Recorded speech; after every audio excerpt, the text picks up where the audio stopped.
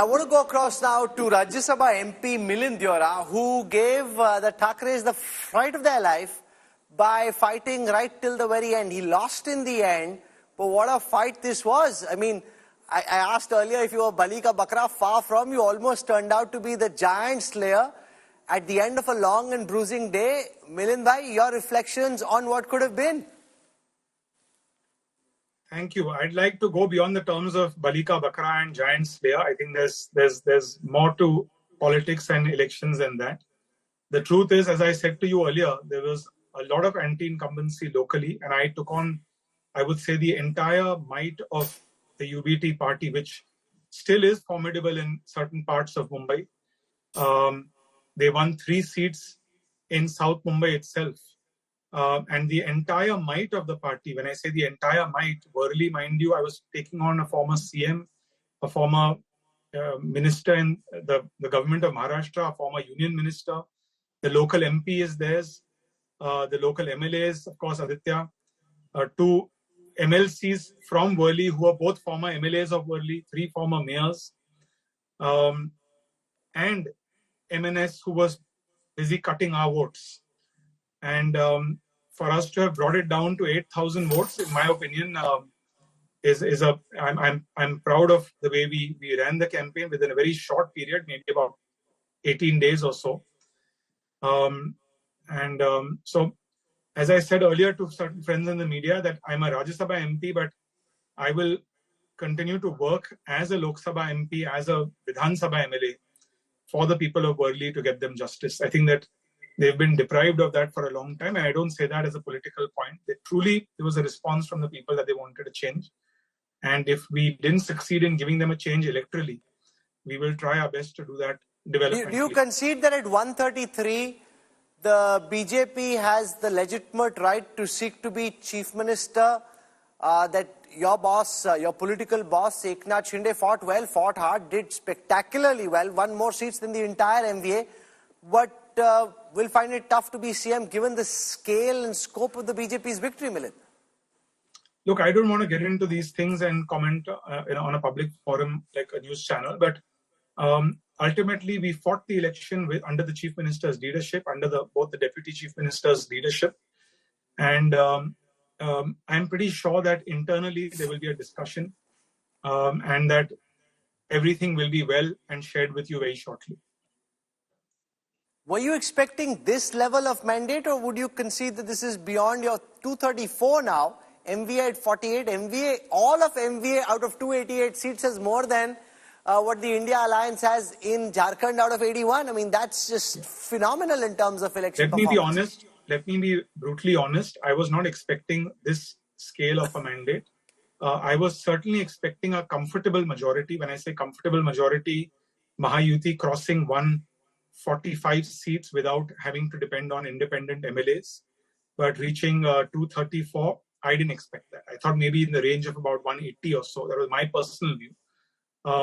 But my party was very confident, and I was sensing the response. You know, Rahul, in Worli alone, when I was campaigning, I kid you not, I met maybe 6 or 7 women. One of them I posted a video of as well, who just totally women I've never met before, not party workers, not affiliated with our party, with any of the Mahayuti parties, and who just said that, you know, we received this money and we started a vada pav stall, we started a pani puri stall.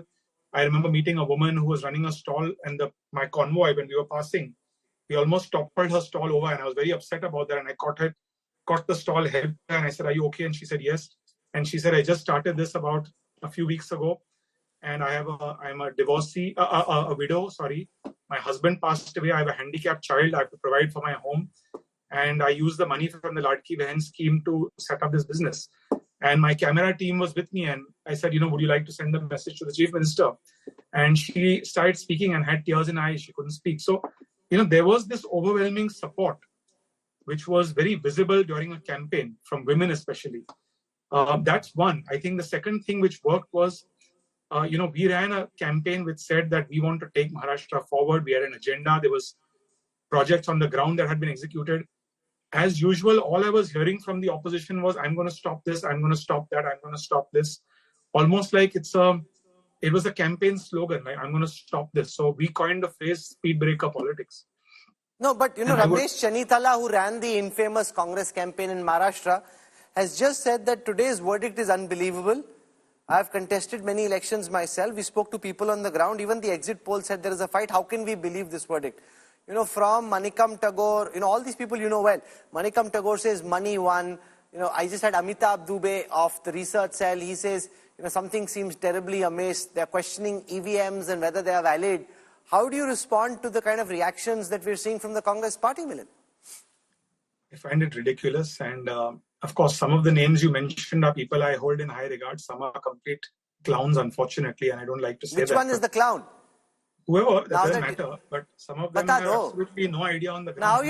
Now you're not bound by the code of conduct of the Congress party. Which one of those did I name was the clown? It's not a code of conduct. No, I don't mean the three people you mentioned. I mean that there are some people in the party who are complete jokers in terms of the kind of stuff that they believe. I mean, they think, I've often said, I've said this in a tweet once, that if you get the story right, you can get data and facts wrong. And I think when you over depend on data and you think that data wins you elections as compared to a strong narrative, when you think that fear wins you an election as compared to hope, then you should expect these kinds of victories, so these kind of defeats. So, ultimately we sold a campaign which was positive, which was development oriented. If I look at Mumbai, Rahul, and I'm a hardcore Mumbaikar, as you know, there has been massive development, and I can tell you this as a Mumbaikar beyond a politician. Things that I've been fighting for 20 years of my political life have finally come to fruition thanks to this government's efforts. And when I say this government, I mean starting from Devendra Fadnavis when he was chief minister in 2014 to now. And every time when we were in power, when Congress was in power in 1999 to 2004, they were just opposing those projects at the time, either the center or the state, for environmental reasons, other reasons. And that narrative was continued by the MVA partners in this election. And I really believe that ultimately people don't want speed breakers in their way. They want things to go forward. It's wrong for these data guys in Delhi in the Congress party to think that Indian voters, because they're not as literate or as well educated as them, that they're less informed. They know what's going on. We've got one data guy, by the way, live. I don't want to put you in a debate with him, but one of the data guys of the Congress is in fact live. All I'm saying is, Rahul, I'm not, I don't know who this, but all I'm trying to tell you is there are the voters of Maharashtra, Mumbai, India, they know what's happening globally. They know what's happening with America. They know what's happening with China. They know what's happening on our borders. They know what India needs to do to get ahead. And they don't want to hear someone repeatedly running down the India story. And I tried to warn the Congress for a long, long time. But I think that, unfortunately, I'm not a data scientist or one of those kind of people. So when you are someone on the ground, you have your ear to the ground, you don't get rewarded, unfortunately, in certain systems. But beyond that, that's history now. No, but Rahul Gandhi, who you know well, Milind, made a big deal of the whole Dharavi issue, the slum Just hear my question. Hear my question, then make the point. Rahul Gandhi made a big deal of the slum rehabilitation issue, attacked the Adani group non-stop through the campaign, trying to give it a Maharashtra versus Gujarat kind of angle, that industry is going to Gujarat. What do you make of the verdict in the context of the kind of campaign that Rahul Gandhi ran? No, I would want to get into a specific person's campaign, but there was a campaign by the NVA to make it Maharashtra versus Gujarat, Marathi versus Gujarati, Maharashtrians versus Gujarati people. That failed. That was a divisive campaign. People saw through it. Maharashtrians saw through it. It failed. My opponent Aditya, there's so much anti-incumbency in Worli. There are projects which are stuck for 25 years, 30 years. People were asking me that why is he talking about Dharavi when he's not talking about Worli, where he's an MLA from? And it was a valid question. And I said, you should ask him that question. Don't ask me that question. So I think sometimes people lose touch. But as I said, there's a huge challenge before the Mahayuti. It's a challenge where it's a massive verdict. People obviously have voted us in with high expectations, regardless of what happens. How does the nature of governance change? Given the scale of this victory, the stability that now comes to Maharashtra, what should voters expect to be different over the next 5 years? It's a good question. And I think that one thing we can expect is that all three leaders of this alliance, Rahul, I've seen politics for a long time. I've seen Maharashtra's politics for a long time. They are three of the hardest working politicians I've met in my life. They work non-stop. Some of them work till late in the night. Some of them wake up early in the morning. They are at it 24/7. And so you will not get... Are you having to work harder than you had to work in the Congress, Milind? Don't make it about me, please. No, I'm asking a good question. No, I asked Jyotiraditya Scindia the question, and he said he's had to work much harder because it's a party that just expects a faster pace.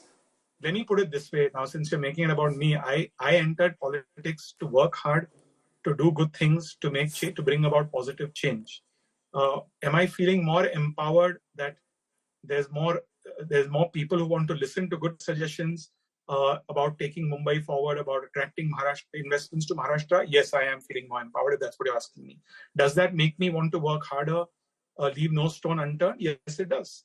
So it's about being empowered. It's about if you empower someone. Everyone has a strength, Rahul, I believe, in any profession.